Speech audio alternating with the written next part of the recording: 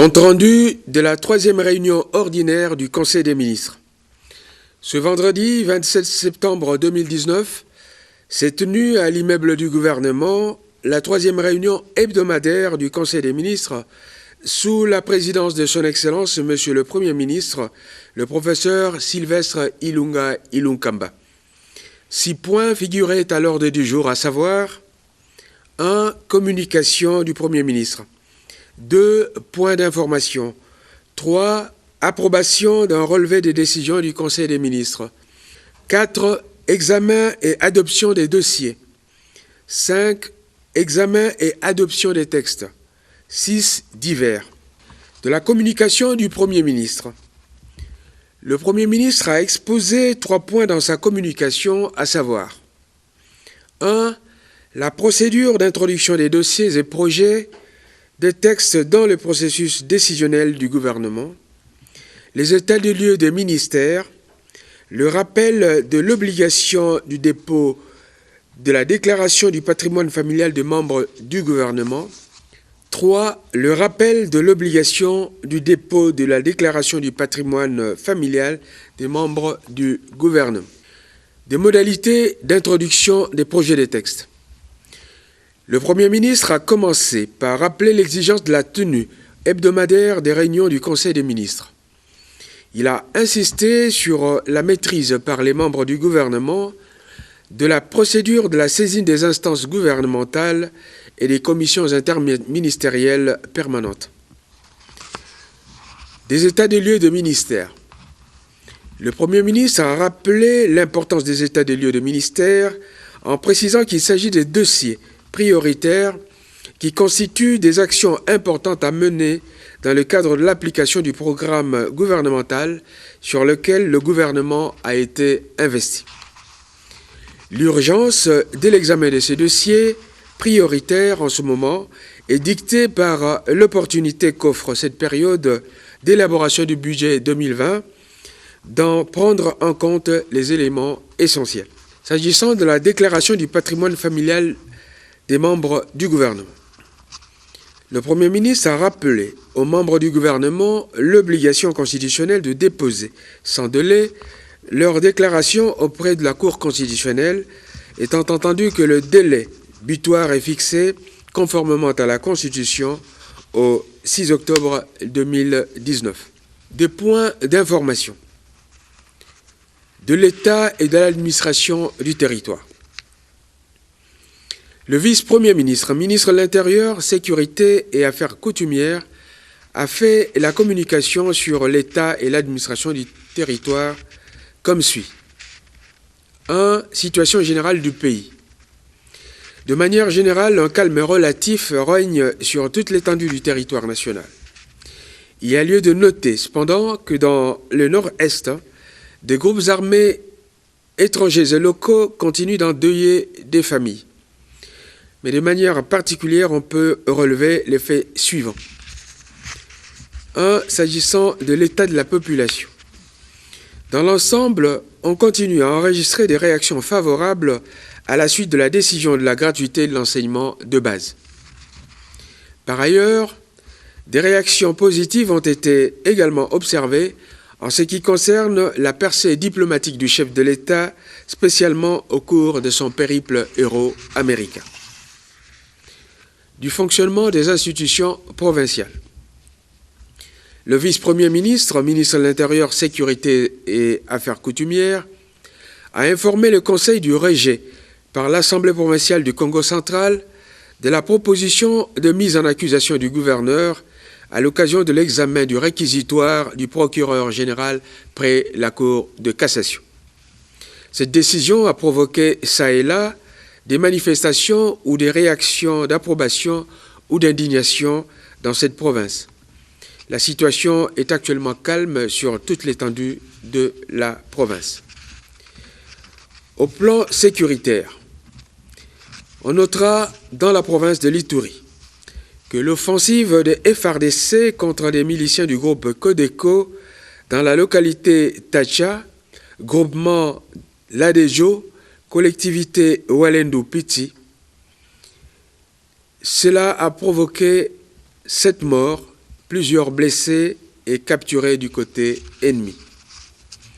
En province du Nord Kivu, on notera des affrontements le 25 septembre dans la chefferie de Bachali, au Massissi, entre Mai Mai NDC Renové et la coalition FDLR Garouza Nyatura. Bilan 5 morts, plusieurs blessés, des femmes violées. Dans la province du Maniema, les FRDC ont lancé une mise en garde sévère au Mai Mai Malaika qui menace d'attaquer la cité de Salamabila. De plus en plus de combattants se rendent aux autorités. C'est ainsi que le gouverneur de la province sollicite des moyens pour leur encadrement avant leur réintégration au sein des FRDC. Au plan judiciaire et criminalité, le ministre de l'Intérieur a souligné les faits suivants. Des bandits habillés en tenue FRDC ont tué un nommé Kelly dans la commune de Mongafula, quartier Kingatoko, et blessé par balle M. Eli Kaboke dans sa résidence située au quartier Mitendi. Des enquêtes sont en cours pour retrouver ces bandits. Des patrouilles de police sont à pied d'œuvre dans ces quartiers.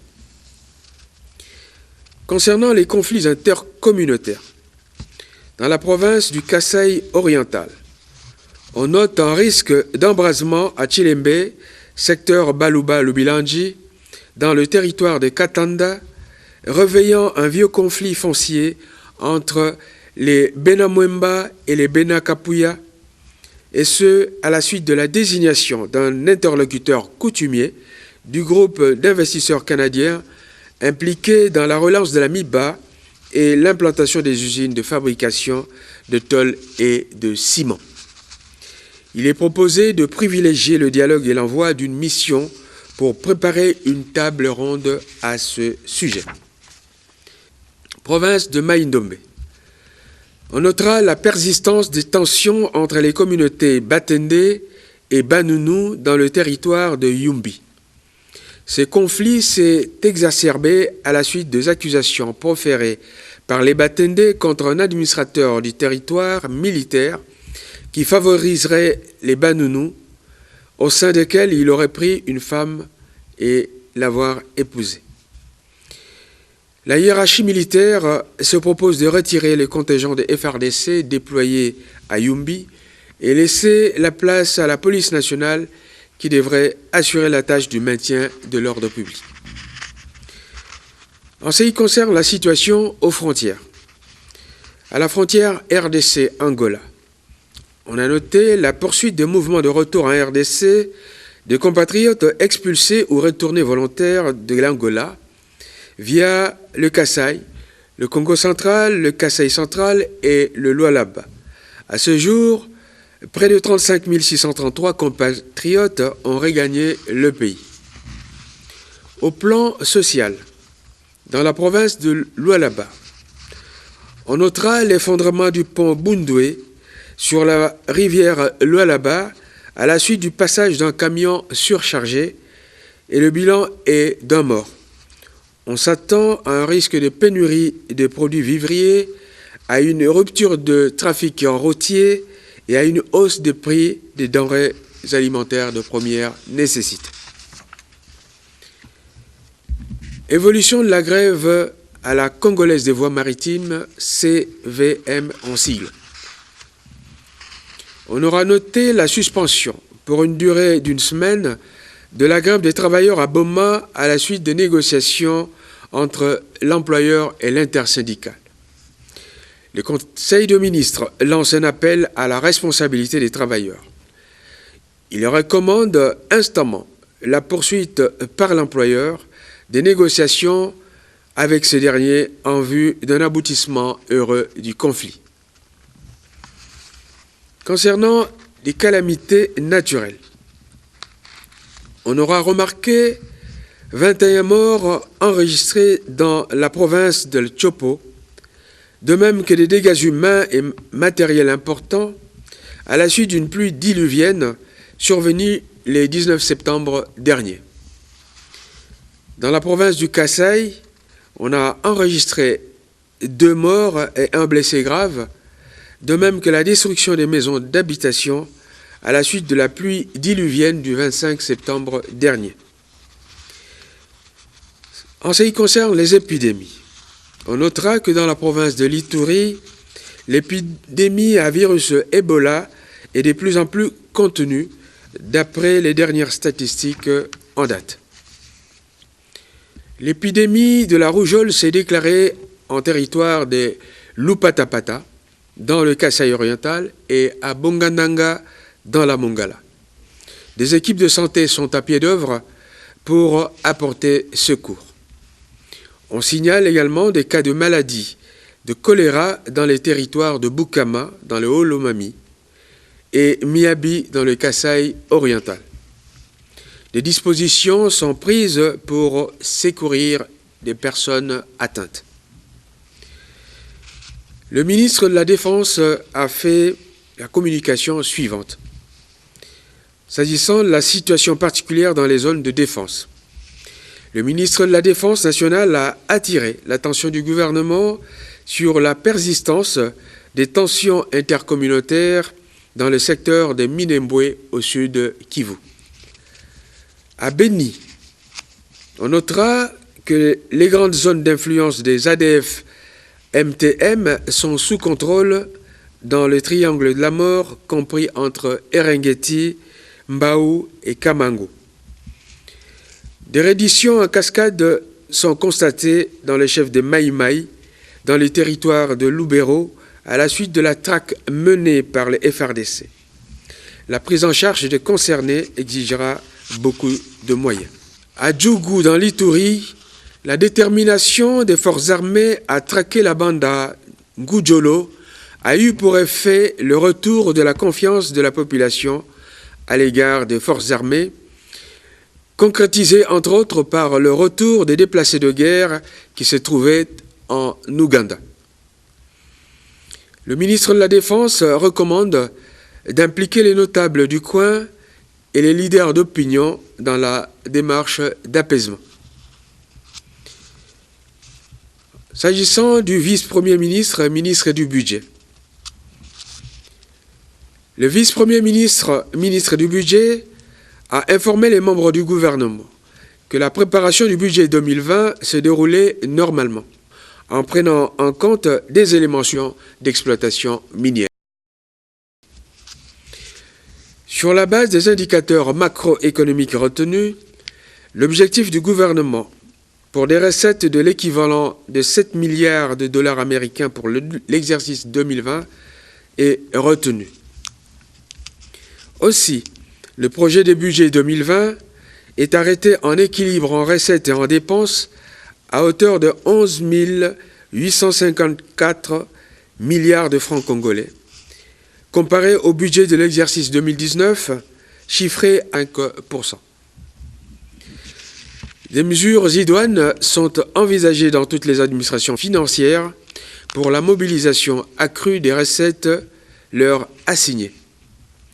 Le gouvernement a pris toutes les dispositions pour que le dépôt du projet de loi des finances soit effectué au Parlement dans le délai. Approbation d'un relevé des décisions du Conseil des ministres. S'agissant de l'examen des points relatifs à l'état des lieux de ministère, le Conseil a décidé de renvoyer cette matière à sa prochaine réunion, et ce, en attendant la reproduction et la distribution des dus États à tous les membres du gouvernement. Examen et approbation des dossiers. Dossier relatif à la police judiciaire des parquets. Le vice-premier ministre, ministre de la Justice et garde des Sceaux, a saisi le Conseil des ministres des difficultés relatives au rattachement de la police judiciaire des parquets à la police nationale congolaise, et ce, au regard des dispositions légales contradictoires. Il a sollicité et obtenu du Conseil des ministres le renvoi à une commission ad hoc de cette problématique avant sa discussion. Situation à la Congolaise des voies maritimes CVM.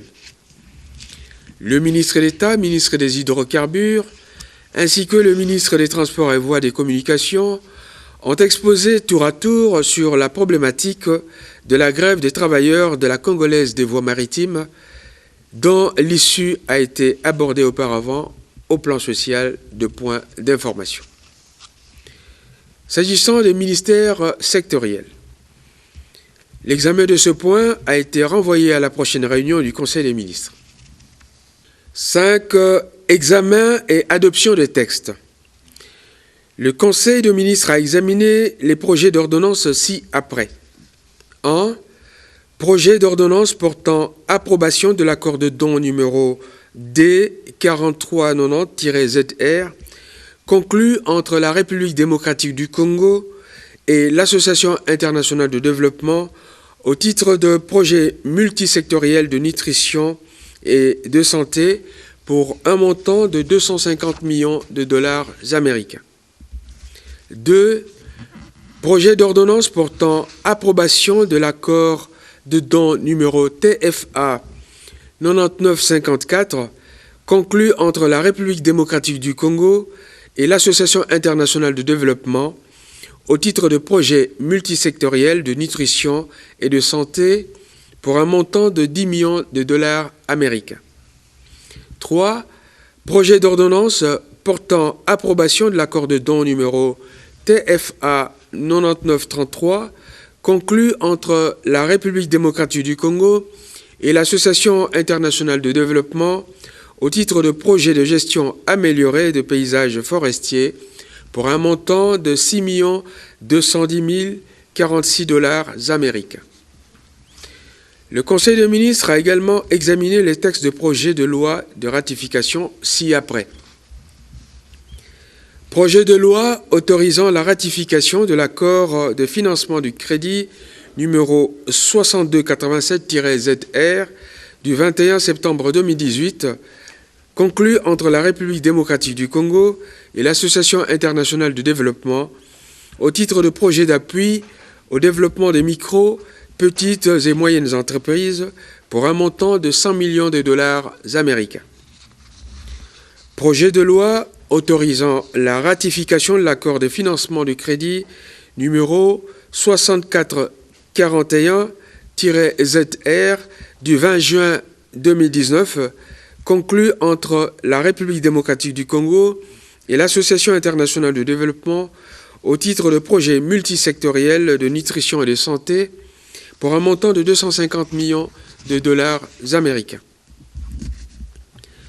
Projet de loi autorisant la ratification de l'accord de prêt numéro 5900 15 000 25 51 du 13 juin 2019, conclu entre la République démocratique du Congo et la Banque africaine de développement, BAD, au titre du projet d'appui au bien-être alternatif des enfants et jeunes impliqués dans la chaîne d'approvisionnement du cobalt, pour un montant de 45 millions de dollars américains.